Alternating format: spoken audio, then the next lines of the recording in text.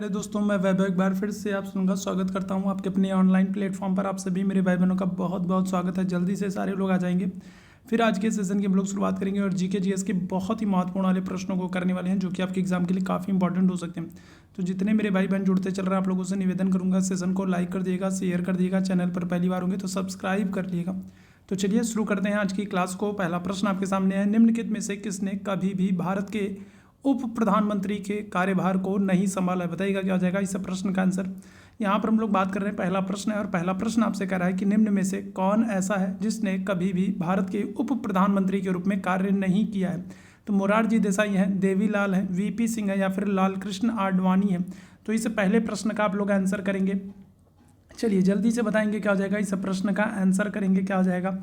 चलिए जल्दी से सारे लोग आंसर करेंगे। तो कौन ऐसा है जिसने भारत के उप प्रधानमंत्री के रूप में कार्य नहीं किया है? मोरारजी देसाई, देवीलाल, वीपी सिंह या फिर लाल कृष्ण आडवाणी? आंसर क्या हो जाएगा? पहले प्रश्न की बात करेंगे, ऑप्शन संख्या आप आंसर करोगे सी, वीपी सिंह। वीपी सिंह एक ऐसे व्यक्ति हैं जो क्या हो रहे हैं, जो भारत के उप प्रधानमंत्री के रूप में कार्य नहीं किए। ये भारत के प्रधानमंत्री बने थे। और अगर आपसे पूछा जाए कि ये कब से कब तक प्रधानमंत्री थे, तो आप याद रखेंगे दिसंबर 1989 से लेकर के, दिसंबर 1989 से लेकर के, ठीक है, नवंबर 90 तक, ठीक है, क्या हो जाएगा, तो नवंबर 1990 तक इन्होंने प्रधानमंत्री के रूप में काम किया था। बीपी सिंह की अगर हम लोग बात करेंगे तो इन्होंने दिसंबर 1989 से लेकर के, ठीक है, नवंबर 1990 तक इन्होंने कार्य किया था और ये प्रधानमंत्री रह चुके हैं, लेकिन इन्होंने उप प्रधानमंत्री के रूप में कार्य नहीं किया है, ठीक है। अच्छा, वहीं अगर हम लोग लाल कृष्ण आडवाणी जी की बात कर लेते हैं तो इनकी एक बहुत ही फेमस बुक है जिसको आपको याद रखना है, जिसका नाम क्या है? जिसका नाम है माई कंट्री माई लाइफ, ठीक है, क्या हो जाएगा, तो माई कंट्री, ठीक है, माई कंट्री माई लाइफ जो है, तो ये इनकी बुक है और ये बहुत ही इंपॉर्टेंट बुक है, इसको आपको याद रखना है, ठीक है। मोरारजी के संदर्भ में अगर हम लोग बात करें तो मोरारजी बहुत इंपॉर्टेंट पर्सनालिटी है और यहाँ से भी इनके साथ भी बहुत सारे जो है प्रश्न वो बनते हैं। तो मोरारजी की अगर हम लोग बात करेंगे तो मोरारजी के संदर्भ में आपको याद रखना है, सबसे पहले तो याद रखना है कि ये पहले क्या है, तो ये भारत के पहले गैर कांग्रेसी प्रधानमंत्री हैं, ठीक है, क्या है, तो ये भारत के पहले गैर कांग्रेसी प्रधानमंत्री हैं मोरारजी देसाई, ठीक है। दूसरी चीज़ अगर हम लोग बात करें तो मोरारजी के संदर्भ में याद रखना, ये सबसे अधिक उम्र में प्रधानमंत्री बनने वाले व्यक्ति हैं, ठीक है, क्या हो रहे हैं, तो ये सबसे अधिक उम्र में क्या हो रहे हैं, सबसे अधिक उम्र में प्रधानमंत्री बन रहे हैं, प्राइम मिनिस्टर बन रहे हैं। तीसरी चीज़ आपको याद रखना है कि इन्होंने सबसे अधिक बार, सबसे ज़्यादा बार बजट प्रस्तुत किया, ठीक है, क्या किया, तो सबसे ज़्यादा बार अगर हम लोग बात करेंगे, सबसे ज़्यादा बार क्या किया, तो बजट को प्रस्तुत किया 10 बार, ठीक है। सबसे अधिक बार इन्होंने क्या किया है, तो बजट को प्रस्तुत किया। अगर आपसे पूछे कितनी बार बजट को प्रस्तुत किया, तो 10 बार बजट को प्रस्तुत किया। और इसके अतिरिक्त याद रखेंगे इन्होंने क्या किया था, तो इन्होंने पंचवर्षीय योजना को समाप्त करके रोलिंग प्लान को लागू किया था, याद रखिएगा, ठीक है, क्या किया था, तो इन्होंने रोलिंग प्लान को लागू किया था, तो ये भी बहुत ही महत्वपूर्ण है, ठीक है। वीपी सिंह एक ऐसे व्यक्ति हैं जो भारत के उप प्रधानमंत्री के रूप में कार्य नहीं किए हैं। लाल कृष्ण आडवाणी की बात करेंगे तो इनकी एक बहुत ही फेमस बुक है जिसका नाम है my country my life. Morarji Desai की बात करेंगे तो इनके संदर्भ में आपको याद रखना, पहले गैर कांग्रेसी प्रधानमंत्री हैं, सबसे अधिक उम्र में प्रधानमंत्री बनने वाले व्यक्ति हैं, सबसे ज़्यादा बार इन्होंने बजट प्रस्तुत किया और रोलिंग प्लान, पंचवर्षीय योजना को समाप्त करके इन्होंने रोलिंग प्लान को लाया था। तो इस प्रश्न से इतनी सारी चीज़ें आपको ध्यान रखनी है जो कि आपके एग्जाम के लिए इंपॉर्टेंट है। अगले प्रश्न की तरफ चलेंगे, सामान्य संतुलन का सिद्धांत किसने जो है प्रतिपादित किया? बताएगा, तो सामान्य संतुलन का सिद्धांत किसने दिया है? J.M. कीन्स ने दिया है, लियोन वालरस ने दिया है, डेविड रिकार्डो ने दिया या फिर एडम स्मिथ ने दिया? तो सामान्य संतुलन का सिद्धांत किसने दिया, ये आप लोगों से पूछ रहा है। चलिए जल्दी से सारे लोग आंसर कर देंगे, क्या हो जाएगा, चलिए जल्दी से सारे लोग आंसर करेंगे। सामान्य संतुलन का सिद्धांत किसने प्रतिपादित किया, तो आंसर कर देंगे, ऑप्शन संख्या बी हो जाएगा, लियोन वालरस ने, ठीक है, किसने, तो लियोन वालरस ने सामान्य संतुलन का सिद्धांत प्रस्तुत किया, ठीक है। एडम स्मिथ के संदर्भ में आप याद रखेंगे, बहुत ही महत्वपूर्ण है, इनको फादर ऑफ इकोनॉमिक्स भी कहा जाता है, ठीक है, अर्थशास्त्र का पिता भी कहा जाता है किसको, एडम स्मिथ को, ठीक है, क्या करते हैं, तो इनको फादर ऑफ इकोनॉमिक्स भी कहा जाता है। और जो ये एडम स्मिथ है, ठीक है, इनका नाम अगर हम लोग बात करेंगे किससे, तो इनका नाम जो है वो लाभ के सिद्धांत से जुड़ा है, ठीक है, किसके, तो इनका नाम जो है वो लाभ के सिद्धांत से जुड़ा है। एडम स्मिथ की अगर हम लोग बात करेंगे तो एडम स्मिथ को, ठीक है, फादर ऑफ इकोनॉमिक्स कहा जाता है, ठीक है, याद रखिएगा। चलिए आगे अगर हम लोग बात करेंगे, अगर हम लोग डेविड रिकार्डो की बात करें तो डेविड रिकार्डो जो है तो इनका नाम क्या हो जाएगा, तो इनका नाम तुलनात्मक लाभ के सिद्धांत से जुड़ा है, ठीक है, क्या हो जाएगा, तो इनका अगर हम लोग डेविड रिकार्डो की बात करेंगे तो इनका नाम किससे जुड़ा है, तो इनका नाम तुलनात्मक लाभ के सिद्धांत से जुड़ा है, ठीक है, तुलनात्मक लाभ के सिद्धांत से जुड़ा है, ठीक है, डेविड रिकार्डो का नाम, ठीक है। अच्छा, इसके साथ ही साथ आपको एक और महत्वपूर्ण चीज़ याद रखना है, यहाँ पर एडम स्मिथ की एक बहुत ही फेमस बुक है, उसको भी आपको याद रखना है, और उस बुक का नाम क्या है, उस बुक का नाम है वेल्थ ऑफ नेशंस, ठीक है, क्या नाम है, तो उस बुक का नाम है वेल्थ ऑफ नेशंस, ठीक है, क्या हो जाएगा, तो वेल्थ ऑफ नेशंस जो है तो ये इनकी बहुत ही फेमस बुक है एडम स्मिथ की, तो ये भी याद रखेंगे। क्लियर है। चलिए अगले प्रश्न की तरफ चलेंगे। अगला प्रश्न है, भारत के राष्ट्रपति पद के लिए शपथ कौन दिलाता है। देखो, राष्ट्रपति के पद के लिए शपथ कौन दिलाता है, गवर्नर जनरल है, मुख्य न्यायाधीश है, प्रधानमंत्री या फिर उपराष्ट्रपति हैं। तो बताइएगा क्या आ जाएगा। सबसे पहले अगर हम लोग राष्ट्रपति के पद की बात करेंगे तो राष्ट्रपति का जो पद है ये आपको कहाँ पर, तो ये आपको आर्टिकल 52 में देखने को मिल जाएगा। अनुच्छेद 52 में भारत के राष्ट्रपति के पद के बारे में बताया गया है कि भारत का एक राष्ट्रपति होगा, ठीक है। दूसरी चीज़ अगर हम लोग बात करेंगे तो राष्ट्रपति जो है, ठीक है, राष्ट्रपति के लिए आयु सीमा अगर आपसे पूछ ले कि राष्ट्रपति की आयु सीमा क्या होती है तो आप कहोगे 35 वर्ष। राष्ट्रपति बनना है तो 35 वर्ष की आयु होनी चाहिए, न्यूनतम आयु 35 वर्ष। अगर आपसे राष्ट्रपति का कार्यकाल पूछे कि राष्ट्रपति का कार्यकाल कितने वर्ष का होता है तब आप आंसर क्या करोगे, आप कहोगे 5 वर्ष का होता है, ठीक है। इसके बाद अगर हम लोग बात करेंगे तो राष्ट्रपति का जो चुनाव है वो कैसे होता है, तो अप्रत्यक्ष रूप से होता है, ठीक है। कैसे होता है, राष्ट्रपति का जो चुनाव है वो अप्रत्यक्ष रूप से होता है। और कैसे होता है, तो आनुपातिक प्रतिनिधित्व की एकल संक्रमणीय मत प्रणाली के द्वारा, ठीक है। क्या हो जाएगा, तो राष्ट्रपति का जो चुनाव है वो आनुपातिक प्रतिनिधित्व की एकल संक्रमणीय मत प्रणाली के द्वारा होता है। आनुपातिक प्रतिनिधित्व की एकल संक्रमणीय मत प्रणाली के द्वारा होता है, याद रखेंगे। और कैसे होता है, अप्रत्यक्ष रूप से होता है, एकल संक्रमणीय मत प्रणाली के द्वारा होता है। और कैसे होता है, अप्रत्यक्ष रूप से होता है। राष्ट्रपति कार्यकाल 5 वर्षों का, राष्ट्रपति बनने के लिए आयु सीमा जो है, न्यूनतम आयु सीमा जो है वो 35 वर्ष है। और राष्ट्रपति का जो पद है वो अनुच्छेद 52 में दिया गया। राष्ट्रपति की हम लोग बात करेंगे तो राष्ट्रपति को शपथ अगर आपसे पूछा जाए कि शपथ कौन दिलाता है तो आप कहोगे सुप्रीम कोर्ट का जो मुख्य न्यायाधीश होता है, जो चीफ जस्टिस होता है, सुप्रीम कोर्ट का जो चीफ जस्टिस होता है, जो मुख्य न्यायाधीश होता है, चीफ जस्टिस ऑफ इंडिया जो होता है, वो राष्ट्रपति को क्या करता है, शपथ दिलाता है। अगर राष्ट्रपति की बात करें, राष्ट्रपति अपना त्यागपत्र किसको देते हैं, तब आप आंसर क्या करेंगे, तो राष्ट्रपति अपना त्यागपत्र जो है वो वाइस प्रेसिडेंट को देते हैं, उपराष्ट्रपति को देते हैं, याद रखेंगे। क्लियर है। तो शपथ और त्यागपत्र दोनों आपको याद रखना। आगे बढ़ेंगे अगले प्रश्न की तरफ। अगला प्रश्न आपके सामने, निम्नलिखित घटनाओं को उनके सही कालानुक्रम में व्यवस्थित कीजिए।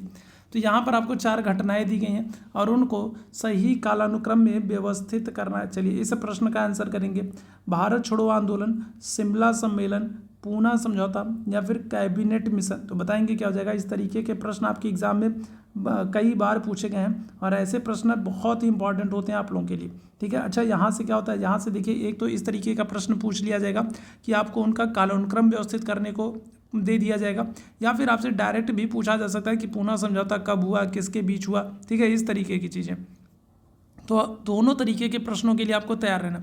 चलिए यहाँ पर हम लोग बात करें तो देखिए, सबसे पहले हम सारी घटनाओं का, ठीक है, क्रम निर्धारित करते हैं। भारत छोड़ो आंदोलन की बात करेंगे तो भारत छोड़ो आंदोलन हो रहा है 1942 में, ठीक है। कब, अगस्त 1942 में क्विट इंडिया मूवमेंट शुरू हो रहा है, भारत छोड़ो आंदोलन शुरू हो रहा है। शिमला सम्मेलन की बात करेंगे तो ये 1945 में हो रहा है, 1945 में शिमला सम्मेलन हो रहा है, ठीक है। कैबिनेट मिशन की बात करेंगे तो कैबिनेट मिशन जो है तो ये कब आ रहा है, तो ये 1946 में, 1946 में कैबिनेट मिशन आ रहा है, ठीक है। और पूना समझौता की अगर हम लोग बात करेंगे तो ये सितंबर 1932 में, सितंबर 1932 में पूना समझौता हो रहा है। तो अगर हम लोग इसको क्रम में निर्धारित करेंगे तो सबसे पहले 3 नंबर आएगा। उसके बाद अगर हम लोग बात करेंगे तो 3 नंबर के बाद क्या हो जाएगा, 1 नंबर आएगा, ठीक है। 3 के बाद 1 नंबर आपको यहाँ पर दिख रहा है, इसके बाद 2 नंबर और उसके बाद 4 नंबर। तो ऑप्शन संख्या क्या आ जाएगा, तो सी यहाँ पर बिल्कुल एकदम करेक्ट हो जाएगा, ठीक है, याद रखिए ऑप्शन संख्या सी। आगे बढ़ेंगे अगले प्रश्न की तरफ। अगला प्रश्न आपके सामने, 1917 में गांधी जी के द्वारा चंपारण में कौन सा आंदोलन शुरू किया गया। सत्याग्रह आंदोलन शुरू किया गया, असहयोग आंदोलन शुरू किया गया, भारत छोड़ो आंदोलन शुरू किया गया, या फिर स्वदेशी आंदोलन शुरू किया गया? बताइएगा क्या आ जाएगा। तो देखो गांधी जी की अगर हम लोग बात करें तो गांधी जी के संदर्भ में कुछ चीज़ों को आप याद रखेंगे जो कि आपके लिए बहुत ही महत्वपूर्ण है।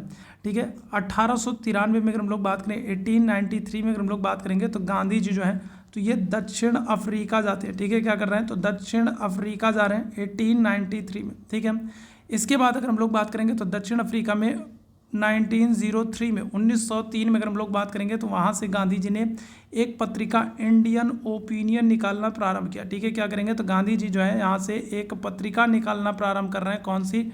इंडियन ओपिनियन नामक पत्रिका जो है गांधी जी दक्षिण अफ्रीका से 1903 में निकालना शुरू कर रहे हैं। 1904 में अगर हम लोग बात करेंगे तो गांधी जी ने क्या किया, तो गांधी जी ने फिनिक्स आश्रम की स्थापना की। ठीक है, क्या किया, तो गांधी जी ने अगर हम लोग बात करेंगे तो दक्षिण अफ्रीका में फिनिक्स आश्रम की स्थापना, याद रखिएगा, की है। ठीक है, 1893 में गांधी जी दक्षिण अफ्रीका जाते हैं। 1903 में वहाँ पर इन्होंने इंडियन ओपिनियन नामक समाचार पत्र निकालना शुरू किया। 1904 में इन्होंने फिनिक्स आश्रम की स्थापना की और 9 जनवरी की अगर हम लोग बात करेंगे तो 9 जनवरी 1915 को गांधी जी दक्षिण अफ्रीका से वापस भारत लौटते हैं। ठीक है, क्या करेंगे तो गांधी जी जो है ये 9 जनवरी 1915 को भारत लौटते हैं और यही कारण है, ठीक है, यही कारण है कि हम लोग 9 जनवरी को क्या करते हैं, 9 जनवरी को राष्ट्रीय प्रवासी दिवस मनाते हैं। ठीक है, क्या करते हैं तो हम लोग 9 जनवरी को राष्ट्रीय प्रवासी दिवस मनाते हैं। क्यों मनाते हैं? क्योंकि 9 जनवरी को गांधी जी दक्षिण अफ्रीका से भारत लौटे थे, 9 जनवरी 1915 को। ठीक है, अच्छा, अब गांधी जी भारत लौट रहे हैं। इसके बाद अगर हम लोग बात करेंगे तो 1916 का लखनऊ अधिवेशन होगा। ठीक है, कौन सा? तो 1916 का लखनऊ अधिवेशन होगा और इस लखनऊ अधिवेशन में अगर हम लोग बात करें 1916 का लखनऊ अधिवेशन हो रहा है और इस अधिवेशन की अध्यक्षता कौन कर रहे हैं? इस अधिवेशन की अध्यक्षता कर रहे हैं अंबिका चरण मजूमदार। 1916 में लखनऊ अधिवेशन हो रहा है और इस लखनऊ अधिवेशन की अध्यक्षता कौन कर रहे हैं? तो आप कहोगे अंबिका चरण मजूमदार इस लखनऊ अधिवेशन की अध्यक्षता करेंगे। और इस लखनऊ अधिवेशन में, ठीक है, 2 महत्वपूर्ण काम होंगे। ठीक है, क्या हो जाएगा तो इस लखनऊ अधिवेशन में अगर हम लोग बात करेंगे तो 2 महत्वपूर्ण काम होंगे। कौन कौन सा? तो एक तो याद रखिएगा कांग्रेस में समझौता हो जाएगा। कांग्रेस में अगर हम लोग बात करें तो कांग्रेस में नरम और गरम दल फिर से एक हो जाएंगे। एक तो ये महत्वपूर्ण काम हुआ। दूसरा जो महत्वपूर्ण काम होगा वो ये होगा कि कांग्रेस और मुस्लिम लीग में समझौता हो गया। ठीक है, क्या हो जाएगा तो कांग्रेस और मुस्लिम लीग में समझौता हो गया, कांग्रेस लीग में समझौता हो गया। तो ये 2 बड़े ही महत्वपूर्ण काम हो रहे हैं। कहाँ पर? तो 1916 के लखनऊ अधिवेशन में। ठीक है, और इसी अधिवेशन में अगर हम लोग बात करेंगे तो इसी 1916 के लखनऊ अधिवेशन में राजकुमार शुक्ल जो है, तो राजकुमार शुक्ल की मुलाकात होती है गांधी जी से और वो गांधी जी को चंपारण आने के लिए आमंत्रित करते हैं। ठीक है, 1916 में राजकुमार शुक्ल जो है तो इनकी मुलाकात होती है गांधी जी से और ये गांधी जी को चंपारण आने के लिए आमंत्रित करते हैं। और उसके बाद 1917 में गांधी जी ने चंपारण में अपना पहला सत्याग्रह शुरू किया नील किसानों के पक्ष में। ठीक है, ध्यान रखिएगा। तो ऑप्शन संख्या क्या हो जाएगा, तो यहाँ पर इन्होंने नील सत्याग्रह आंदोलन शुरू किया। ठीक है, ऑप्शन संख्या क्या करेंगे, ए आंसर करेंगे। देखो भारत छोड़ो की बात करेंगे तो भारत छोड़ो आंदोलन तो 1942 में हो रहा है। असहयोग आंदोलन अगर हम लोग बात करेंगे तो असहयोग आंदोलन 1920 में हो रहा है। और अगर हम लोग स्वदेशी आंदोलन की बात करेंगे तो स्वदेशी आंदोलन 1905 में हो रहा है, बंगाल विभाजन के विरोध में। तो यहाँ पर करेक्ट आंसर क्या हो जाएगा, तो सत्याग्रह आंदोलन शुरू किया था गांधी जी ने नील किसानों के फेवर में। ठीक है, आगे बढ़ेंगे अगले प्रश्न की तरफ। मानव शरीर के गुर्दे इनमें से कौन सा कार्य करते हैं? तो बताइएगा। तो मानव शरीर के गुर्दे के संदर्भ में आपसे प्रश्न पूछा जा रहा है, बताइएगा क्या हो जाएगा। मानव शरीर का जो गुर्दा होता है तो वो क्या करता है, चलिए जल्दी से बताएंगे। उत्सर्जन का, श्वसन का, पाचन का या फिर परिवहन का मानव शरीर का गुर्दा जो है तो वो क्या कार्य करता है? इस प्रश्न का आंसर कर दिए सभी लोग। चलिए जल्दी से बताएंगे क्या जाएगा। तो अगर हम लोग बात करेंगे गुर्दे की बात करेंगे तो गुर्दा जो है ना वो क्या करता है, तो रक्त को छान कर, ठीक है, क्या करेगा, तो रक्त को छान कर अपशिष्ट पदार्थों को बाहर निकालने का काम करता है। ठीक है, क्या करता है, तो रक्त को छान कर अपशिष्ट जो पदार्थ होते हैं, ठीक है, जो अपशिष्ट पदार्थ होते हैं, जो यूजलेस होते हैं, अपशिष्ट पदार्थ होते हैं, तो अपशिष्ट पदार्थों को बाहर निकालने का काम करता है। ठीक है, क्या करता है, तो बाहर निकालने का काम करता है। और इसी को हम लोग क्या कर सकते हैं, बाहर निकालने का कार्य करता है। कौन करेगा, बाहर निकालने का कार्य करता है। ठीक है, तो अगर हम लोग बात करेंगे तो रक्त को छानकर अपशिष्ट पदार्थों को बाहर निकालने का काम करता है। ठीक है, कौन करता है, तो किडनी करता है। और इसी को हम लोग क्या कहेंगे, इसी को हम लोग कहेंगे उत्सर्जन। ठीक है, क्या करने का, तो उत्सर्जन का काम। ठीक है, कौन करेगा, तो मानव शरीर का जो गुर्दा है वो उत्सर्जन का काम करता है, रक्त को छानकर अपशिष्ट पदार्थों को बाहर निकालने का कार्य करता है। और गुर्दे की अगर हम लोग क्रियात्मक इकाई की बात करें, ठीक है, ये भी प्रश्न आपसे पूछा गया है। अगर हम लोग इसकी क्रियात्मक इकाई की बात करेंगे तो इसकी जो क्रियात्मक इकाई है वो क्या होगी, तो आप कहोगे नेफ्रॉन होगी, ठीक है। क्या है, तो इसकी किडनी की गुर्दे की जो क्रियात्मक इकाई है वो क्या है, तो आप कहोगे नेफ्रॉन है, ठीक है, याद रखेंगे। क्लियर है। चलिए आगे बढ़ेंगे अगले प्रश्न की तरफ। अगले प्रश्न का आंसर करेंगे, मरुस्थल में मरीचिका या फिर मृग तृष्णा बनने का कारण क्या होता है, ये आपसे पूछा जा रहा है, बताएंगे क्या देगा। तो अगर हम लोग बात करें तो मरुस्थल में मरीचिका या फिर मृग मरीचिका बनने का कारण क्या होता है, प्रकाश अपवर्तन, प्रकाश का प्रतिबिंब, प्रकाश का पूर्ण आंतरिक प्रतिबिंब या फिर प्रकाश का अपवर्तन तथा पूर्ण आंतरिक प्रतिबिंब, दोनों। तो क्या हो जाएगा, तो यहाँ पर आंसर कर देंगे ऑप्शन संख्या डी आंसर करिएगा, प्रकाश का अपवर्तन और साथ ही साथ अगर हम लोग बात करेंगे तो पूर्ण आंतरिक प्रतिबिंब, दोनों कारण होता है मृग मरीचिका के, ठीक है। अगर यहाँ पर दोनों ऑप्शन नहीं दिया गया होता और तब आपसे पूछता कि मृग मरीचिका या फिर मृग तृष्णा का कारण क्या है, तब आप आंसर करते पूर्ण आंतरिक परावर्तन को, ठीक है। अगर दोनों नहीं दिया होता तब आप आंसर करते किसको, पूर्ण आंतरिक परावर्तन को, ठीक है। लेकिन दोनों दिया है तो फिर आप दोनों को आंसर करोगे, चूज करोगे। आगे बढ़ेंगे अगले प्रश्न की तरफ। टेलीविजन का आविष्कार किसने किया, फैराडे ने किया, जोसेफ हेनरी ने किया, अब्बे कासिली ने किया या फिर जॉन बेयर ने किया। तो टेलीविजन का आविष्कार किसने किया, बताएंगे क्या हो जाएगा, माइकल फैराडे है, जोसेफ हेनरी है, अब्बे कासिली है या फिर जॉन बेयर्ड है। क्या हो जाएगा, आंसर कर देंगे जॉन बेयर्ड हो जाएगा, जेएल बेयर्ड जिसको हम लोग कहते हैं, जॉन बेयर्ड कहते हैं। तो इन्होंने टेलीविजन का आविष्कार किया, ठीक है।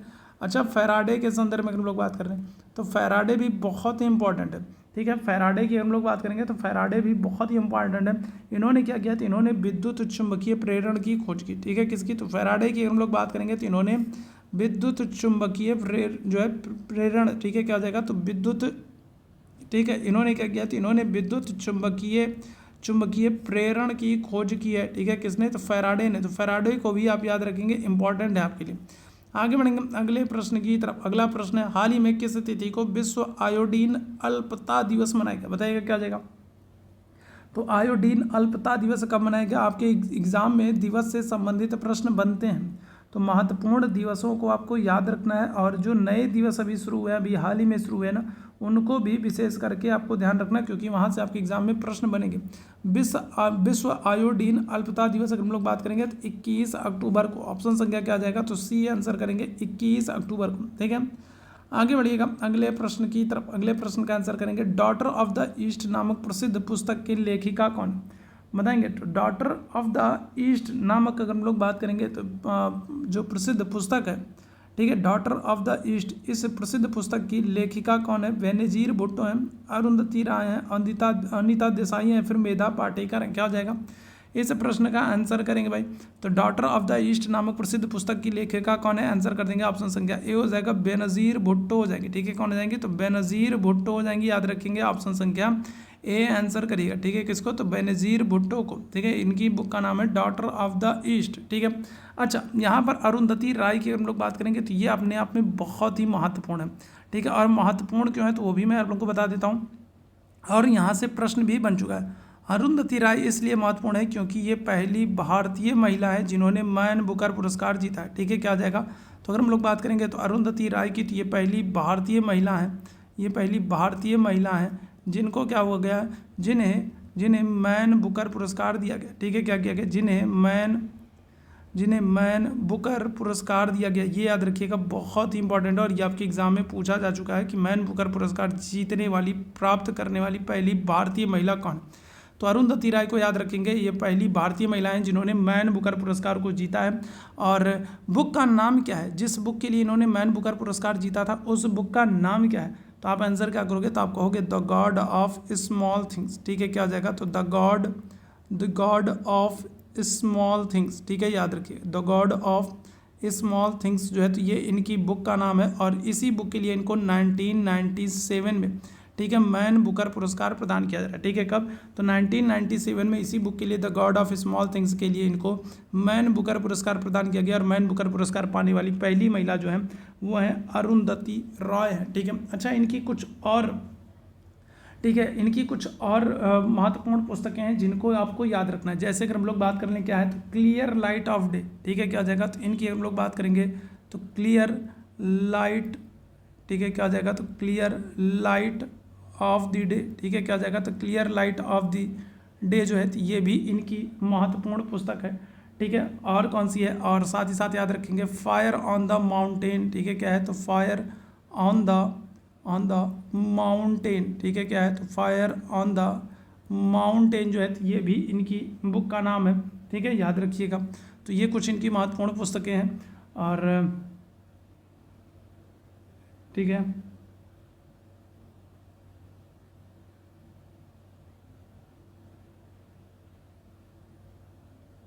चलो यहाँ तक बात क्लियर है भाई, ठीक है, यहाँ तक बात क्लियर है।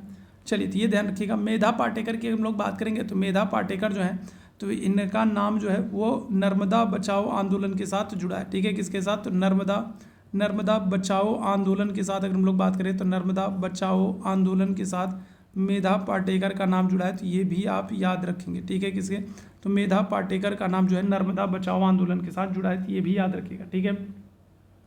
चलिए आगे बढ़ेंगे अगले प्रश्न की तरफ। अगले प्रश्न का आंसर करेंगे, भारत में सर्वप्रथम मेडिकल कॉलेज की स्थापना कहाँ पर हुई। चलिए जल्दी से बताइएगा क्या आ जाएगा, इस प्रश्न का आंसर करेंगे भाई।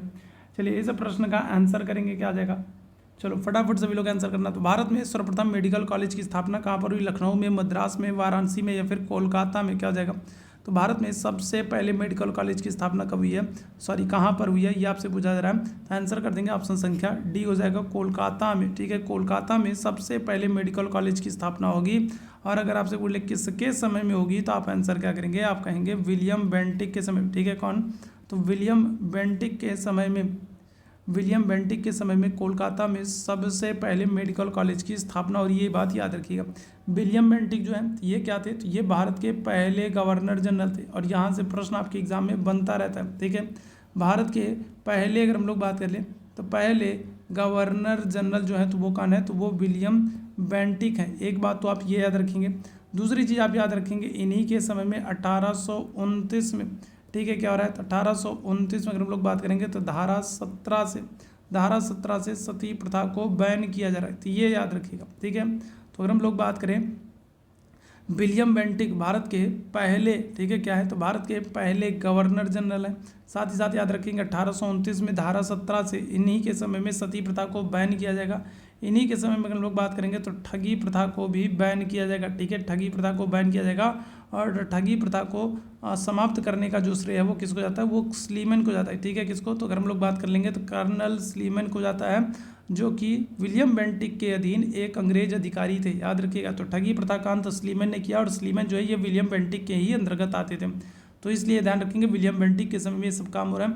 और कलकत्ता में पहली बार मेडिकल कॉलेज की भी स्थापना हो रही है, ठीक है। आगे बढ़ेंगे अगले प्रश्न की तरफ। आदिवर्ष लीप ईयर का जनक किसे माना जाता है, नक्षत्रवेत्ता को, ठीक है, पोप ग्रेगोरी को, जूलियस सीजर को, या फिर इनमें से कोई नहीं। तो आदिवर्ष की हम लोग बात करेंगे। आदिवर्ष क्या होता है, आदिवर्ष वो वर्ष होता है ना जिसमें क्या होता है, जिसमें 365 नहीं बल्कि 366 दिन होते हैं, ठीक है। आमतौर पर हम लोग बात करेंगे तो जो एक वर्ष होता है वो 365 दिन का होता है, लेकिन लीप वर्ष जो होता है ना उसमें क्या होता है, उसमें एक दिन बढ़ जाता है, 366 दिन का होता है। और उसमें अगर हम लोग बात करेंगे लीप वर्ष में अगर हम लोग बात करेंगे तो जो फरवरी होती है ना, वो फरवरी क्या होती है, वो 29 दिन की होती है, तो ये ध्यान रखिएगा। तो लीप वर्ष जिसमें क्या हो, जिसमें फरवरी 29 दिन की हो और पूरे वर्ष का जो समय है वो 365 नहीं 366 दिन, वो लीप वर्ष कहलाता है।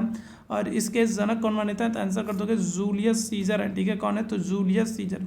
अच्छा, जूलियस सीजर जो है ना, तो ये याद रखिएगा, ये विलियम शेक्सपियर का एक बहुत ही महत्वपूर्ण नाटक भी है, ठीक है, क्या आ जाएगा, तो विलियम शेक्सपियर का एक बहुत ही महत्वपूर्ण नाटक है जूलियस सीजर, तो ये भी ध्यान रखिएगा, ठीक है। चलिए आगे बढ़ेंगे अगले प्रश्न की तरफ। अगला प्रश्न आपके सामने ग्लेशियर एक्सप्रेस निम्नलिखित में से किस देश की प्रसिद्ध रेलगाड़ी बताएगा, क्या जाएगा, ग्लेशियर एक्सप्रेस अगर हम लोग बात करें तो ये किस देश की एक प्रसिद्ध रेलगाड़ी है, अमेरिका की, नॉर्वे की, भारत की, स्विट्जरलैंड की, क्या हो जाएगा, तो आंसर क्या करेंगे, तो आंसर कर देंगे ऑप्शन संख्या डी हो जाएगा, स्विट्जरलैंड की, ठीक है। स्विट्जरलैंड की एक महत्वपूर्ण और प्रसिद्ध ट्रेन है ग्लेशियर एक्सप्रेस, ठीक है। स्विट्जरलैंड राजधानी क्या है, तो राजधानी हो जाएगी इनकी बर्न हो जाएगी। और यहाँ की मुद्रा अगर आपसे बोले कि मुद्रा क्या है, तो आप आंसर क्या करोगे, अगर स्विट्जरलैंड की मुद्रा पूछ ले तो आप आंसर करोगे स्विस फ्रैंक है, ठीक है, क्या है, तो स्विट्जरलैंड की मुद्रा क्या है, तो आप आंसर करोगे स्विस फ्रैंक है, ठीक है।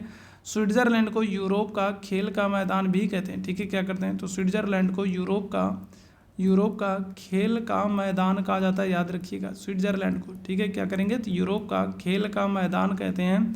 और प्रश्न बनते रहते हैं। ऑप्शन संख्या क्या आ जाएगा, तो डी आंसर कर देंगे। क्लियर है। आगे बढ़ेंगे अगले प्रश्न की तरफ। बिनसर का जंगल भारत के किस प्रदेश केंद्र शासित प्रदेश में स्थित है। बिनसर का जंगल, तो बिनसर का जंगल कहाँ पर है, मध्य प्रदेश में, हिमाचल प्रदेश में, उत्तराखंड में, लक्षद्वीप में, क्या हो जाएगा। चलिए जल्दी से सारे मेरे भाई आंसर करेंगे। तो बिनसर का जंगल कहाँ पर स्थित है, क्या हो जाएगा, तो उत्तराखंड है, हिमाचल प्रदेश है, मध्य प्रदेश है, लक्षद्वीप है। आंसर हो जाएगा आपका ऑप्शन संख्या डी आंसर कर दोगे, उत्तराखंड, ठीक है। अच्छा, उत्तराखंड के संदर्भ में आपको कुछ चीज़ों को याद रखना है। जैसे उत्तराखंड की हम लोग बात करें तो उत्तराखंड जो है ये 15 नहीं, ठीक है। उत्तराखंड की हम लोग बात करेंगे तो ये क्या हो जाएगा, तो ये 9 नवंबर, ठीक है, क्या हो जाएगा, तो ये 9 नवंबर 2000 को, ठीक है, क्या हो रहा है, तो 9 नवंबर 2000 को उत्तर प्रदेश से अलग होकर के एक नया राज्य बना, ठीक है। क्या हो रहा है, उत्तराखंड की अगर हम लोग बात करेंगे तो उत्तराखंड जो है ये 9 नवंबर 2000 को उत्तर प्रदेश से अलग होकर के एक नया राज्य बना रहा है, ठीक है। साथ ही साथ उत्तराखंड में आपको बात करें तो उत्तराखंड में आपको नंदा देवी टाइगर रिजर्व देखने को मिल जाएगा, ठीक है। कौन सा, तो नंदा देवी उत्तराखंड का सबसे ऊंचा शिखर है, तो नंदा देवी आपको टाइगर रिजर्व देखने को मिल जाएगा। इसके अलावा अगर हम लोग बात करेंगे तो राजा जी आपको देखने को मिल जाएगा। साथ ही साथ आपको जिम कार्बेट भी देखने को मिल जाएगा, ठीक है। क्या जाएगा, तो जिम कार्बेट जिसको हैली नेशनल पार्क कहते हैं, जो कि भारत का पहला नेशनल पार्क है, वो भी आपको उत्तराखंड में देखने को मिल जाएगा, ठीक है, याद रखिएगा। तो ये तो ठीक है। इसके अलावा अगर हम लोग बात करें उत्तराखंड में चमोली जिला है, और चमोली ज़िले में ही अगर हम लोग बात करेंगे क्या है, तो चमोली ज़िले में ही फूलों की घाटी है, तो ये भी आपको उत्तराखंड में ही देखने को मिलेगा। उत्तराखंड में चमोली ज़िले में फूलों की घाटी, ये भी आपको देखने को मिलेगा। और इसी चमोली ज़िले में, ठीक है, इसी चमोली ज़िले में 1973 में अगर हम लोग बात करेंगे तो चिपको आंदोलन शुरू हुआ था, ठीक है। कौन सा, तो इसी 1973 में फूलों की घाटी में अगर हम लोग बात करेंगे तो चिपको आंदोलन शुरू हुआ था। और किसने शुरू किया था, ये भी प्रश्न आपसे पूछता है, तो आप आंसर करोगे सुंदरलाल बहुगुणा, ठीक है। कौन है, तो सुंदरलाल बहुगुणा जो है, ठीक है। तो इन्होंने क्या किया है, सुंदरलाल बहुगुणा जो है, इन्होंने उत्तराखंड में चमोली ज़िले में चिपको आंदोलन की शुरुआत की थी 1973 में। तो एक तो सुंदरलाल बहुगुणा है, और दूसरा अगर हम लोग बात करेंगे कौन है, तो दूसरे हैं चंडी प्रसाद भट्ट। तो ये दो लोग महत्वपूर्ण हैं, ठीक है, जिन्होंने उत्तराखंड के चमोली ज़िले में चिपको आंदोलन को शुरू किया था, पेड़ों को कटने से बचाने के लिए। चमोली ज़िले में ही आपको फूलों की घाटी देखने को मिलेगा। उत्तराखंड में आपको नंदा देवी, राजा जी, जिम कार्बेट, ये सब भी देखने को मिलेंगे।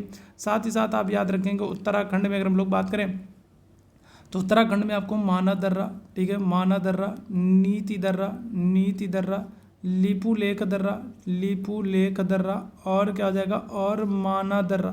तो ये सभी दर्रे आपको कहाँ पर, तो ये सभी दर्रे आपको उत्तराखंड में देखने को मिलेंगे। थांगला, नीति, लीपू लेक, माना, ये सभी दर्रे, ठीक है। आगे बढ़ेंगे अगले प्रश्न की तरफ। अगले प्रश्न का आंसर करेंगे। घूमर लोक नृत्य बिहार का, राजस्थान का, छत्तीसगढ़ का, मध्य प्रदेश का।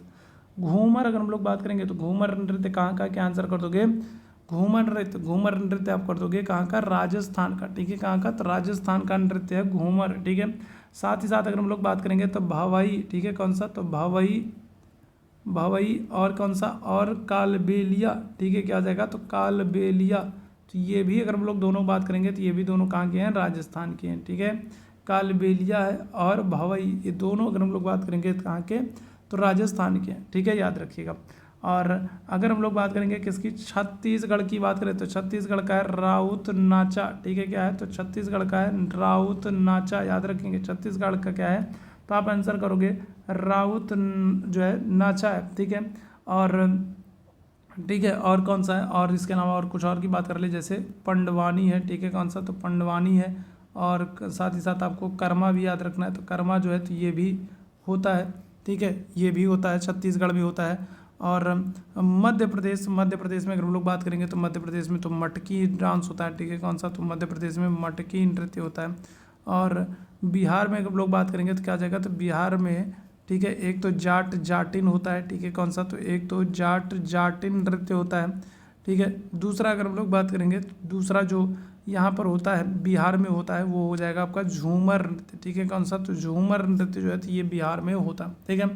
चलिए, तो यहाँ पर आगे बढ़ेंगे अगले प्रश्न की तरफ। किस दर पर भारतीय रिजर्व बैंक वाणिज्यिक बैंकों से पैसा उधार लेता है, बताइएगा क्या हो जाएगा। इस प्रश्न का आंसर करेंगे। देखो आरबीआई जो है ना, तो ये देश का सबसे बड़ा बैंक है, ठीक है। क्या है? तो आरबीआई देश का सबसे बड़ा बैंक है, ठीक है।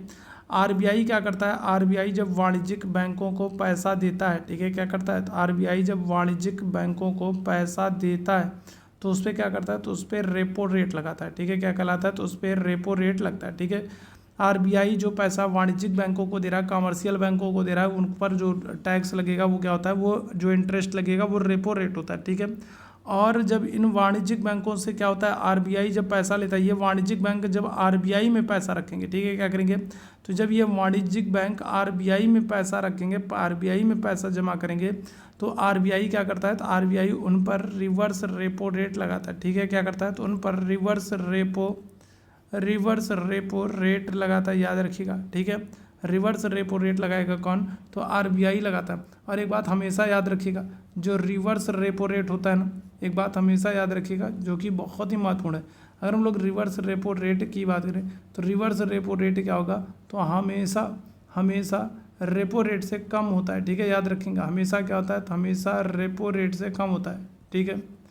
हमेशा रेपो रेट से क्या हो जाएगा? तो कम हो जाएगा, ये बात आप याद रखेंगे, ठीक है। रिवर्स रेपो रेट जो होता है वो हमेशा रेपो रेट से कम होता है, ठीक है। क्यों? क्योंकि आरबीआई पैसा ले रहा है, तो आरबीआई जब पैसा लेगा ना तो इंटरेस्ट कम देगा, ठीक है। भारत का उपराष्ट्रपति बनने के लिए आयु सीमा क्या होनी चाहिए? 30 वर्ष, 35 वर्ष, 40 वर्ष, 37 वर्ष, क्या हो जाएगा? तो मैंने आप लोगों को बताया कि 3 व्यक्ति ऐसे हैं जिनके लिए 35 वर्ष की आयु चाहिए, ठीक है। 3 व्यक्ति ऐसे हैं जिनके लिए 35 वर्ष की आयु चाहिए। 3 व्यक्ति कौन कौन से हैं? तो याद रखेंगे, एक कौन है? एक तो राष्ट्रपति महोदय हैं, ठीक है। कौन है? तो एक तो राष्ट्रपति महोदय जिनके लिए 35 वर्ष की आयु चाहिए। दूसरा अगर हम लोग बात करेंगे तो राज्यपाल महोदय हैं, ठीक है। कौन है? तो राज्यपाल हैं। और तीसरा अगर हम लोग बात करेंगे कौन है? तो उपराष्ट्रपति हैं, ठीक है। कौन है? तो वाइस प्रेसिडेंट है, उपराष्ट्रपति हैं। तो हम लोग अगर हम लोग बात करें तो ये जो राष्ट्रपति हैं, उपराष्ट्रपति हैं और राज्यपाल हैं, तो इनके लिए न्यूनतम आयु सीमा की बात करेंगे, कितनी रखी गई? 35 रखी गई, जबकि अधिकतम का उल्लेख नहीं है। तो ऑप्शन संख्या क्या हो जाएगा? तो बी आंसर कर दोगे। राष्ट्रपति, उपराष्ट्रपति या फिर राज्यपाल बनना है तो कम से कम 35 वर्ष की आयु होनी ही चाहिए, ठीक है। चलिए आगे बढ़ेंगे अगले प्रश्न की तरफ। अगले प्रश्न का आंसर करेंगे, चंद्रगुप्त मौर्य का पुत्र कौन था? तो क्या हो जाएगा? बिंदुसार है, विवाक है, ठीक है, सॉरी बिंदुसार है और बिंबसार है, चंद्रगुप्त द्वितीय या फिर अशोक है। तो चंद्रगुप्त मौर्य के बाद अगर हम लोग बात करें, देखो चंद्रगुप्त मौर्य जो है ना, तो इनसे भी कई सारे प्रश्न आपके एग्जाम में बनते हैं, ठीक है। चंद्रगुप्त मौर्य से भी कई सारे प्रश्न आपके एग्जाम में बनते हैं जो आपको याद रखना है। जैसे जो चंद्रगुप्त मौर्य हैं तो इन्होंने क्या किया? तो इन्होंने अंतिम नंद राजा, ठीक है, अंतिम नंद राजा जो है तो उनका नाम क्या है? तो उनका नाम है घनानंद, ठीक है। क्या नाम है? तो इनका नाम है घनानंद। और घनानंद की हत्या करके क्या करते हैं? मौर्य वंश की स्थापना करते हैं। सबसे पहली तो आप ये ध्यान रखना, चंद्रगुप्त मौर्य जो हैं तो ये क्या कर रहे हैं? तो ये नंद वंश के अंतिम राजा घनानंद की हत्या कर रहे हैं और उसके बाद राजा बन रहे हैं, ठीक है।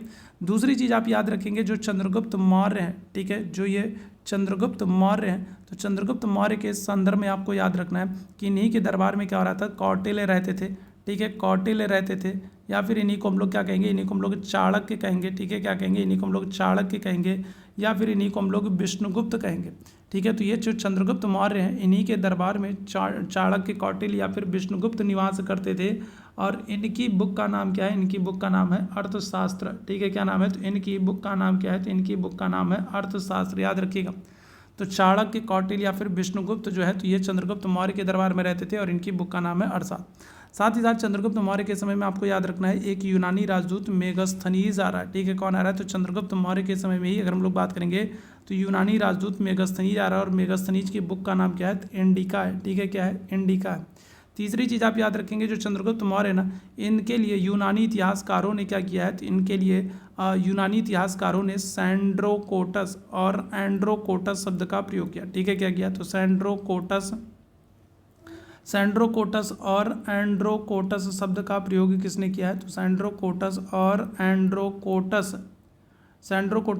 एंड्रोकोटस शब्द का प्रयोग किया गया है चंद्रगुप्त मौर्य के लिए। किसने किया है? तो यूनानी इतिहासकारों ने कहा। और इन शब्दों से पहचान किसने की है? तो इन शब्दों की पहचान किसने की है कि चंद्रगुप्त मौर्य के लिए ये सारे शब्द इस्तेमाल किया रहे हैं? तो इसका पता किसने लगाया? तो आप आंसर करोगे विलियम जोन्स ने, ठीक है। किसने? तो विलियम जोन्स ने पता लगाया है कि चंद्रगुप्त मौर्य के लिए सैंड्रोकोटस और एंड्रोकोटस शब्द का प्रयोग किया गया है। चंद्रगुप्त मौर्य के दरबार में मेगस्थनीज यूनानी राजदूत आता है जिसकी पुस्तक का नाम इंडिका है, चंद्रगुप्त मौर्य के दरबार में चाणक्य, कौटिल्य या फिर विष्णुगुप्त रहता था, जिसकी बुक का नाम क्या है, अर्थशास्त्र है। चंद्रगुप्त मौर्य ने अंतिम नंद राजा घनानंद की हत्या करके, ठीक है, मौर्य वंश की स्थापना की थी। ठीक है, इतनी बात क्लियर है। चलिए आगे अगर हम लोग बात करेंगे, ठीक है, तो चंद्रगुप्त मौर्य की अगर हम लोग आगे बात करेंगे तो इनकी इतनी सारी चीज़ें क्लियर है चंद्रगुप्त मौर्य के संदर्भ में। चंद्रगुप्त मौर्य को इस संदर्भ में आपको याद रखना है कि जो प्लूटार्क है, ठीक है, प्लूटार्क जो यूनानी इतिहासकार है, उसने कहा है, प्लूटार्क के संदर्भ में आप याद रखेंगे कुछ महत्वपूर्ण स्टेटमेंट भी पूछे जाते हैं। तो प्लूटार्क जो है, तो प्लूटार्क ने कहा है कि जो चंद्रगुप्त मौर्य है, इसने क्या किया, इसने 6 लाख की सेना लेकर पूरे भारत को रौंद डाला। ठीक है, क्या किया, तो 6 लाख की सेना लेकर क्या किया, 6 लाख की सेना लेकर पूरे भारत को रौंद डाला। तो ये किसने कहा है, पूरे भारत को रौंद डाला, तो ये किसने कहा है, तो ये ध्यान रखिएगा, कहा है प्लूटार्क ने। किसके लिए कहा है, चंद्रगुप्त मौर्य के लिए कहा है। ठीक है, साथ ही साथ आप याद रखेंगे जो जस्टिन है, तो उसने क्या किया, तो उसने चंद्रगुप्त मौर्य की सेना को डाकुओं का गिरोह कहा। तो ये कुछ स्टेटमेंट हैं जो आपसे पूछे जाते हैं। ठीक है, जस्टिन ने चंद्रगुप्त मौर्य की सेना को डाकुओं का गिरोह कहा है। साथ ही साथ प्लूटार्क की अगर हम लोग बात करेंगे तो प्लूटार्क ने कहा है कि चंद्रगुप्त मौर्य की 6 लाख वाली सेना जो है, 6 लाख वाली सेना लेकर के चंद्रगुप्त मौर्य ने पूरे भारत को रौंद डाला। ठीक है, और चंद्रगुप्त मौर्य जो है, इन्होंने अपने अंतिम समय में क्या किया, तो अंतिम समय में अगर हम लोग बात करेंगे चंद्रगुप्त मौर्य के अंतिम समय में अगर हम लोग बात करें तो जैन आचार्य हैं भद्रबाहु। ठीक है, कौन है, तो जैन आचार्य हैं भद्रबाहु, और भद्रबाहु की सहायता से क्या कर रहे हैं, तो ये जैन धर्म ग्रहण कर ले रहे हैं। ठीक है, क्या कर ले रहे हैं, जैन धर्म ग्रहण कर ले रहे हैं। चंद्रगुप्त मौर्य जो हैं ये अपने अंतिम समय में कर्नाटक श्रवणबेलगोला चले जाते हैं। ठीक है, कहाँ चलते हैं, तो श्रवणबेलगोला। चंद्रगुप्त मौर्य जो है तो ये अपने अंतिम समय में श्रवणबेलगोला कर्नाटक चले जाते हैं, और वहाँ पर क्या करेंगे, तो वहाँ पर जैन आचार्य भद्रबाहु के साथ, ठीक है, इन्होंने क्या किया, तो इन्होंने संलेखना विधि के द्वारा प्राण त्याग दिया, अपने अंतिम समय में जैन धर्म ग्रहण कर लेते हैं। तो इतनी सारी चीज़ों को आप याद रखेंगे चंद्रगुप्त मौर्य के संदर्भ में। चंद्रगुप्त मौर्य का बेटा कौन था, तो आंसर कर देंगे ऑप्शन संख्या ए हो जाएगा, बिंदुसार था। ठीक है, याद रखिएगा। चलो आगे बढ़ेंगे अगले प्रश्न की तरफ। अगले प्रश्न का आंसर करेंगे, भारत में तुगलक वंश के बाद कौन सा राजवंश शासन किया, तो गुलाम है, खिलजी है, तुगलक है, मुगल है या फिर सैयद है, क्या हो जाएगा। तो आपको सबसे पहले तो क्रम याद होना चाहिए। सबसे पहले आपको पता है कि सबसे पहले कौन आ रहा है, सबसे पहले आ रहा है गुलाम वंश के राजा आ रहे हैं। ठीक है, इसके बाद अगर हम लोग बात करेंगे कौन आ रहा है, तो इसके बाद खिलजी आ रहा है। खिलजी के बाद अगर हम लोग बात करेंगे कौन है, तो तुगलक है, और तुगलकों के बाद अगर हम लोग बात करेंगे कौन है, तो सैयद है। ठीक है, कौन है, तो सैयद है, और सैयद के बाद सबसे लास्ट में कौन है, तो लोधी वंश के राजा हैं। ये याद रखिएगा। ठीक है, तो गुलाम, खिलजी, तुगलक, सैयद और लोधी। तो तुगलक के बाद कह रहा है, तो तुगलक के बाद कौन हो जाएंगे, तो ऑप्शन संख्या डी आंसर कर दोगे, सैयद वंश। सैयद वंश का जो समय है वो है 1414 से लेकर के 1451 का। ठीक है, क्या आ जाएगा, तो 1414 से लेकर के 1451 तक सैयद वंश का समय है। और इसके जो संस्थापक हैं, ठीक है, सैयद वंश की अगर हम लोग बात करें, जो संस्थापक हैं, संस्थापक का नाम क्या है, तो आप कहोगे खिज्र खान। ठीक है, क्या है, तो सैयद वंश के जो संस्थापक हैं इनका नाम क्या है, तो इनका नाम है खिज्र खां है। और अगर आपसे क्या कर लें, अगर आपसे इस वंश के अंतिम राजा की बात कर लें कि सैयद वंश के अंतिम राजा कौन थे, तो आप आंसर क्या करोगे, आप कहोगे अलाउद्दीन आलम शाह। ठीक है, क्या करोगे, आप कहोगे अलाउद्दीन, ठीक है, क्या करोगे, आप कहोगे अलाउद्दीन आलम शाह। ठीक है, तो ये क्या है, तो ये सैयद वंश के अंतिम राजा, संस्थापक कौन है, खिज्र खां हैं, और अंतिम राजा हैं अलाउद्दीन आलम शाह। तो ये बात ध्यान रखिएगा। ठीक है, और दिल्ली सल्तनत में अगर आपसे पूछा जाए सबसे कम समय तक किसने शासन किया, तो आप कहोगे खिलजी वंश ने, और अगर आपसे पूछा जाए सबसे ज़्यादा समय तक किसने शासन किया, तो आप कहोगे तुगलक वंश ने। ठीक है, चलिए आगे बढ़ेंगे अगले प्रश्न की तरफ। अगले प्रश्न का आंसर करेंगे, किस ग्रह को बौना ग्रह माना जाता है, पृथ्वी है, बृहस्पति है, प्लूटो है या फिर शनि है, क्या हो जाएगा इस सब प्रश्न का आंसर। तो कौन सा ग्रह है जिसको बौने ग्रह की संज्ञा दी जाती है, क्या आंसर हो जाएगा, आंसर कर देंगे ऑप्शन संख्या सी हो जाएगा, प्लूटो। प्लूटो को जो है वो 2006 में, ठीक है, कब, तो 2006 में प्लूटो को ग्रहों की श्रेणी से निकाल दिया गया और इसको क्या कर दिया गया, बौने ग्रह की संज्ञा दे दी गई थी। ये ध्यान रखिएगा। ठीक है, पृथ्वी की साथ बात करें तो पृथ्वी को नीला ग्रह कहते हैं, ब्लू प्लैनेट भी कहते हैं, और साथ ही साथ क्या करते हैं, तो अद्भुत या अनोखा ग्रह भी कहते हैं। तो दो चीज़ें याद रखेंगे पृथ्वी के संदर्भ में। ठीक है, नीला ग्रह कहते हैं और अद्भुत या अनोखा ग्रह कहते हैं। बृहस्पति की बात करेंगे तो बृहस्पति जो है ये सबसे बड़ा ग्रह है। ठीक है, क्या है, तो सबसे बड़ा ग्रह है कौन सा, बृहस्पति। और शनि की बात करेंगे तो इसके चारों तरफ क्या होते हैं, वलय पाए जाते हैं। ठीक है, क्या होते हैं, शनि के चारों तरफ वलय पाए जाते हैं। तो ये सारी चीज़ें मैं आप लोगों को पढ़ा चुका हूँ, तो यहाँ पर रिवीजन हो जा रहा है एक आप लोगों का। बताइएगा बलुआ पत्थर किस प्रकार की चट्टान से मिलते हैं? चूनेदार चट्टान से, आग्नेय चट्टान से, कायांतरित चट्टान से, अवसादी चट्टान से। बलुआ पत्थर कहाँ से मिलता है? इस प्रश्न का आंसर करेंगे क्या आ जाएगा? बलुआ पत्थर किस चट्टान से मिलता है? चूनेदार से, चूनेदार चट्टान से, आग्नेय चट्टान से, कायांतरित चट्टान से, या फिर अवसादी चट्टान से। क्या हो जाएगा? बलुआ पत्थर की बात करेंगे किस प्रकार की चट्टान से प्राप्त होता है? आंसर कर दोगे ऑप्शन संख्या डी, आंसर कर दोगे अवसादी चट्टान। देखो जो ये अवसादी चट्टान होती है ना, इसी को हम लोग परतदार चट्टान भी कहते हैं। ठीक है, कौन सी कहते हैं? तो इसी को हम लोग परतदार चट्टान भी कहते हैं। और इस चट्टान के संदर्भ में याद रखेंगे, इस परतदार चट्टान के संदर्भ में याद रखेंगे कि इसमें क्या होते हैं? इसमें जीवाश्म भी मिलते हैं। ठीक है, क्या होते हैं? तो इसमें जीवाश्म मिलते हैं, याद रखिएगा। ठीक है, क्या होते हैं? तो जीवाश्म मिलते हैं। परतदार चट्टान या फिर अवसादी चट्टान है का रूप है कौन सी? बलुआ पत्थर। ठीक है, याद रखिएगा। चूना अगर हम लोग बात करें जो चूनेदार चट्टान होती है। ठीक है, अगर हम लोग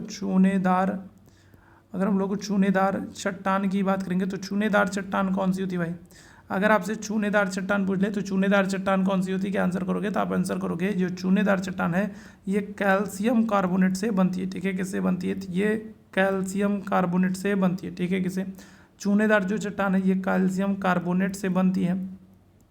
ठीक है, कैल्शियम कार्बोनेट से बनती है। और आग्नेय चट्टान की अगर हम लोग बात करेंगे तो आग्नेय चट्टान जो चट्टान है तो ये क्या हो रही है? तो ये ज्वालामुखी लावा से बनती है। ठीक है, किससे? तो ज्वालामुखी के लावा से। ठीक है, आग्नेय चट्टान बनती है।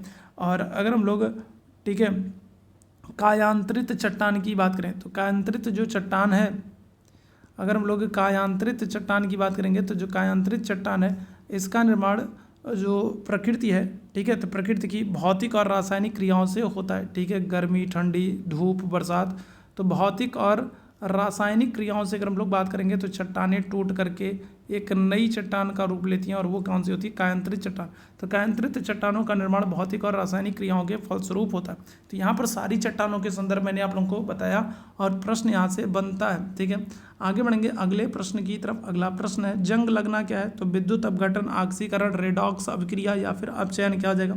तो दो चीज़ें आपको याद रखना है। एक तो जंग लगने पर क्या हो जाएगा? भार जो है, लोहे का जो भार है वो क्या होता है? वो इंक्रीज करता है। ठीक है, क्या होता है? बढ़ता है। ठीक है, एक बात तो ये आप याद रखेंगे कि लोहे का भार क्या होगा? बढ़ेगा। दूसरी चीज़ आपसे प्रश्न बन जाता है कि लोहे के अयस्क कौन कौन से? क्या आंसर करोगे? तो आप कहोगे मैग्नेटाइट है। ठीक है, लोहे के अयस्क कौन कौन से? तो आप क्या आंसर करोगे? तो आप कहोगे मैग्नेटाइट है। ठीक है, हेमेटाइट है।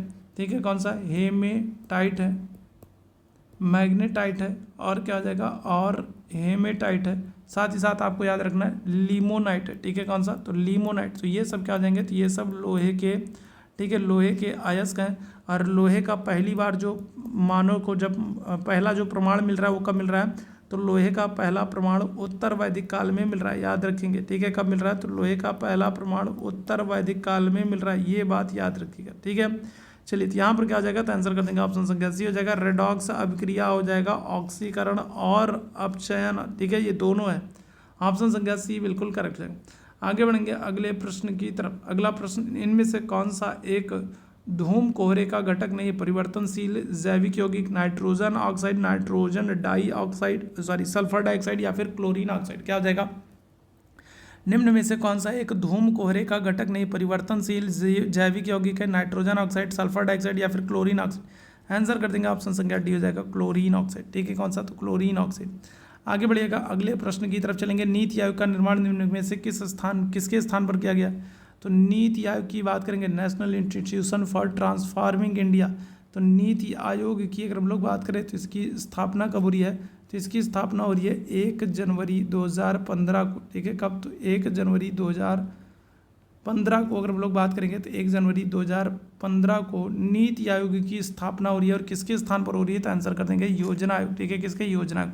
और योजना आयोग के संदर्भ में अगर हम लोग बात कर लें कि योजना आयोग जो है तो इसकी स्थापना कब हुई थी? अब ये भी प्रश्न आपसे बन सकता है कि योजना आयोग की स्थापना कब हुई है?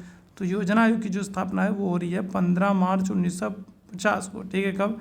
तो 15 मार्च 1950 को योजना आयोग की स्थापना हो रही है। और उसके बाद अगर हम लोग बात करेंगे तो 1 जनवरी 2015 को नीति आयोग की स्थापना हो रही है। महत्वपूर्ण ये है कि ये दोनों ही, ठीक है, जो योजना आयोग है या फिर कहें नीति आयोग, ये दोनों ही कैसी हैं? तो ये दोनों ही गैर संवैधानिक है। तो ये एक बात याद रखिएगा। ठीक है, क्या है?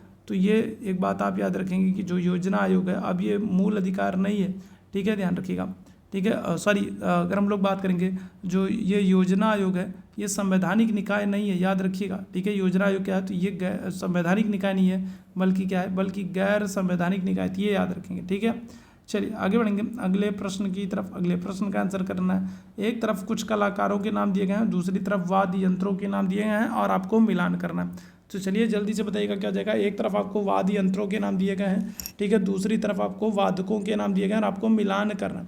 तो क्या आंसर हो जाएगा, चलिए फटाफट से भी मेरे भाई बहन आंसर करेंगे। चलिए जल्दी से सारे मेरे भाई आंसर करेंगे, क्या जाएगा। तो देखो अगर हम लोग बात करें किसकी, गौरी शंकर देवीलाल की बात करेंगे तो इनका संबंध किससे, कथक से। ऑप्शन संख्या क्या जाएगा, तो सी आंसर हो जाएगा, ठीक है, पहले का सी। हरिप्रसाद चौरसिया की हम लोग बात करेंगे तो ये बांसुरी वादक है, ठीक है, तो पहले का तीसरा दूसरे का पहला, पहले का तीसरा और दूसरे का पहला, ठीक है। तो ऑप्शन संख्या सी में भी दिख रहा है और ऑप्शन संख्या डी में भी नहीं, डी में कहाँ दिख रहा है, दूसरे का, तो यहाँ पर तो बी दे रहा है, दूसरे का बी दे रहा है, तो यहाँ पर तो आपका ऑप्शन संख्या सी ही करेक्ट हो जाएगा, ठीक है। क्या जाएगा, तो ऑप्शन संख्या आपका सी करेक्ट हो जाएगा, ठीक है। क्या जाएगा, तो ऑप्शन संख्या सी यहाँ पर करेक्ट हो जाएगा।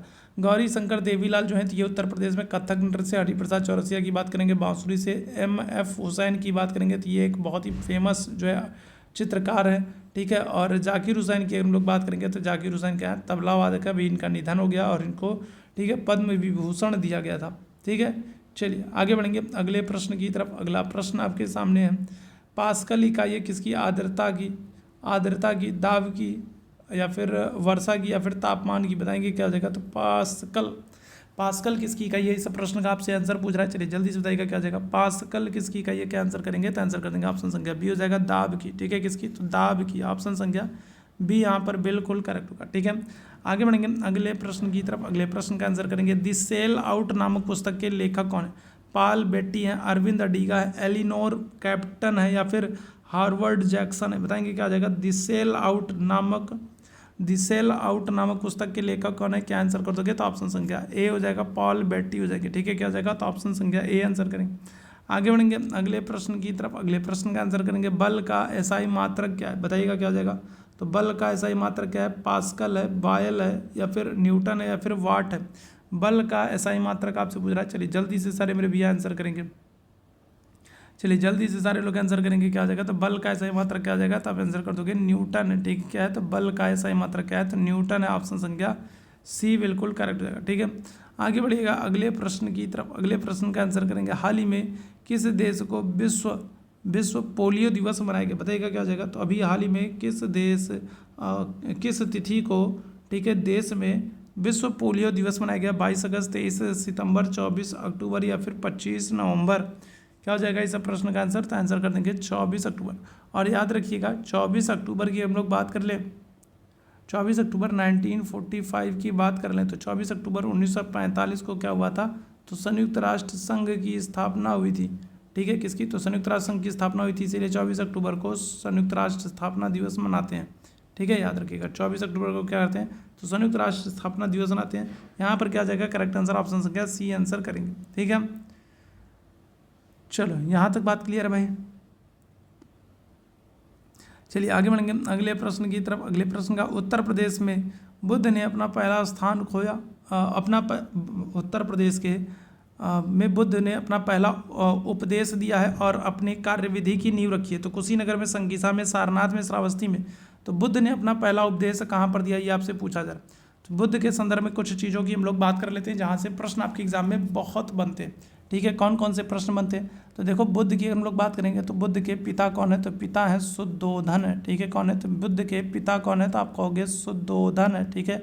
और जो ये शुद्धोधन है ना, ये किस कुल के हैं, तो आप कहोगे शाक्य कुल के, ठीक है। कौन से, तो शाक्य कुल के क्षत्रिय हैं शुद्धोधन, याद रखिएगा, ठीक है। माता की बात करेंगे तो माता इनकी कौन है, तो माता है इनकी महामाया, ठीक है। कौन है, तो माता है इनकी महामाया, और जन्म के कुछ ही दिन बाद जो है इनकी मृत्यु हो जाती है, ठीक है।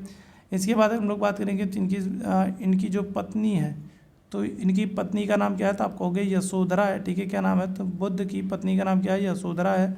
और पुत्र की बात करेंगे तो पुत्र का नाम क्या है, तो पुत्र का नाम आप कहोगे राहुल, ठीक है। क्या है, तो महात्मा बुद्ध जी के पुत्र का नाम राहुल है, पत्नी का नाम यशोधरा है, माता का नाम महामाया है, और पिता का शुद्धोधन है, ठीक है। और इनकी जो मौसी है, मौसी का नाम क्या है, तो आप कहोगे प्रजापति गौतमी, ठीक है। इनकी मौसी का नाम क्या है, तो आप कहोगे प्रजापति गौतमी है, जिन्होंने इनका पालन पोषण किया, ठीक है, याद रखिएगा। उसके बाद ये एक दिन जो है घर छोड़ करके निकल जाते हैं, ठीक है। और ठीक है, क्या कह रहा है आपसे, ज्ञान की प्राप्ति अगर हम लोग बात करें तो ज्ञान की प्राप्ति कहाँ पर हो रही है, तो बोध गया में हो रही है, ठीक है। ज्ञान की प्राप्ति कहाँ पर, बोध गया में होगी। कौन सी नदी है, तो निरंजना नदी है, ठीक है। कौन सी, तो निरंजना नदी है। और पीपल का वृक्ष है, ठीक है। कौन सा, तो पीपल का वृक्ष है। और पीपल के वृक्ष के नीचे निरंजना नदी के किनारे जो है बोध गया में इनको ज्ञान की प्राप्ति हो रही है। और पहला उपदेश जो है, ठीक है, जो पहला उपदेश है, तो पहला उपदेश इन्होंने कहाँ पर दिया, तो ये दिया है सारनाथ में, ठीक है। कहाँ पर, तो पहला उपदेश दिया है सारनाथ में। और सारनाथ में जो ये पहला उपदेश दे रहे हैं, इसको क्या करेंगे, तो इसको धर्म चक्र प्रवर्तन कहा गया, ठीक है। क्या कहा गया, तो इसको धर्म चक्र प्रवर्तन कहा गया, याद रखेंगे, ठीक है। क्या किया गया, तो धर्म चक्र प्रवर्तन कहा गया। पहले उपदेश को जो महात्मा बुद्ध ने कहाँ पर दिया है, तो सारनाथ में दिया है, ठीक है, याद रखिएगा। और इनकी मृत्यु कहाँ पर हो रही है, तो मृत्यु हम लोग कहेंगे कुशीनारा में। बुद्ध की मृत्यु कहाँ पर हो रही है, तो आंसर करेंगे कहाँ पर, तो कुशीनगर या फिर कहें कुशीनारा में इनकी मृत्यु हो रही है, ठीक है। यहाँ पर क्या कह रहा है, आपसे कह रहा है, तो यहाँ पर हो जाएगा आपका करेक्ट आंसर सारनाथ हो जाएगा। पहला उपदेश कहाँ पर दिया है, तो आप कहोगे सारनाथ में दिया है, ठीक है। आगे बढ़ेंगे अगले प्रश्न की तरफ। कौन सा पदार्थ है जो बिजली का कुचालक है लेकिन परंतु ताप का सुचालक है। एस्बेस्टस है, सेलुलाइड है, पेन स्पेक है या फिर अब्रक है, क्या हो जाएगा, तो कौन सा पदार्थ बिजली का कुचालक है लेकिन ताप का सुचालक है, क्या हो जाएगा, करेक्ट आंसर कर दोगे अब्रक, ठीक है। क्या हो जाएगा, अब्रक। भारत में अगर हम लोग बात करेंगे कौन सा राज्य है जो सबसे अधिक इसका उत्पादन करता है, तो आप आंसर करोगे आंध्र प्रदेश, ठीक है। क्या हो रहा है, आंध्र प्रदेश की बात करेंगे तो सबसे ज़्यादा उत्पादन जो है आंध्र प्रदेश कर रहा है। और विश्व में अगर हम लोग भारत की बात करेंगे, भारत का स्थान क्या है, ठीक है, भारत का स्थान क्या है अब्रक उत्पादन के मामले में, तो हम लोग बात करें पहला स्थान है, ठीक है। क्या है, तो भारत का, ठीक है, अब्रक उत्पादन में पहला स्थान है, याद रखिएगा। अब्रक का सबसे ज़्यादा उत्पादन कौन करता है, आंध्र प्रदेश करता है, ठीक है, याद रखिएगा। चलिए आगे बढ़ेंगे अगले प्रश्न की तरफ। अगला प्रश्न आपके सामने है, बैंक ऑफ इंडिया की स्थापना किस वर्ष हुई है, 1941 में, 1940 में, 1937 में या फिर 1935 में, ठीक है। क्या हो रहा है, तो आपसे कह रहा है, ठीक है, आपसे क्या कह रहा है, reserve bank of India RBI की स्थापना कब हो रही थी। RBI की स्थापना जो है ये 1935 में, ठीक है, कब हो रही है, तो 1935 में इसकी स्थापना हो रही है RBI की। और 1949 में हम लोग बात करेंगे तो 1949 में क्या हो रहा है, इसका राष्ट्रीयकरण हो रहा है, नेशनलाइज्ड कर दिया जाए, ठीक है। क्या कर दिया है, तो इसका राष्ट्रीयकरण कर दिया जाए, याद रखेंगे, इसको नेशनलाइज्ड कर दिया जाए, ठीक है। इसीलिए, ठीक है, RBI की स्थापना 1935 में हो रही है, 1 अप्रैल 1935 को। और 1949 में RBI का राष्ट्रीयकरण कर दिया जा रहा है, ठीक है। RBI जो है तो ये बैंकों का बैंक कहलाता है, ठीक है। क्या होता है, तो बैंकों का बैंक कहलाता है। साथ ही साथ याद रखिएगा ये क्या करता है, तो ये जो है मुद्रा निर्गमन का काम भी करता है, ठीक है। क्या करता है, तो मुद्रा निर्गमन का काम भी RBI करता है। साथ ही साथ साख नियंत्रण, ठीक है, क्या हो जाएगा, तो साख नियंत्रण, ठीक है, साख नियंत्रण का काम भी जो है, ठीक है, मुद्रास्फीति, मंदी आदि की स्थिति पर भी नियंत्रण बनाने का काम कौन करता है, RBI करता है। तो इनकी स्थापना जो है कब हो रही है, आप आंसर कर दोगे 1 अप्रैल 1935। ऑप्शन संख्या क्या आ जाएगा, तो D आंसर हो जाएगा, ठीक है। आगे बढ़ेंगे। अच्छा बस, तो आज के सेशन में इतने ही प्रश्न थे। हम लोगों ने GK GS के कुछ बहुत ही महत्वपूर्ण वाले प्रश्नों को करने का प्रयास किया। उम्मीद है सेशन आप लोगों को पसंद आया होगा। सेशन पसंद आया हो तो सेशन को लाइक, शेयर और सब्सक्राइब जरूर कीजिएगा, ताकि जब भी हम लोग लाइव आते हैं तो उसकी नोटिफिकेशन आपको मिलती रहे। चैट बॉक्स में आपको टेलीग्राम का लिंक दिखेगा, तो टेलीग्राम चैनल से जरूर जुड़ेगा, जहाँ पर आपको बहुत सारी इंपॉर्टेंट अपडेट, PDF और बहुत सारी जानकारियाँ मिलती रहती हैं। साथ ही साथ अगर आपका कोई डाउट है तो ये हमारा व्हाट्सअप नंबर है, तो यहाँ पर आप मैसेज करके पर्सनली मुझसे पूछ सकते हैं, शेयर कर सकते हैं अपनी डिस्कस को। क्लियर है, तो चलिए अभी के लिए बस इतना ही करेंगे। थैंक यू सो मच, आप सभी मेरे भाई बहनों को मेरे साथ जुड़ने के लिए थैंक यू सो मच।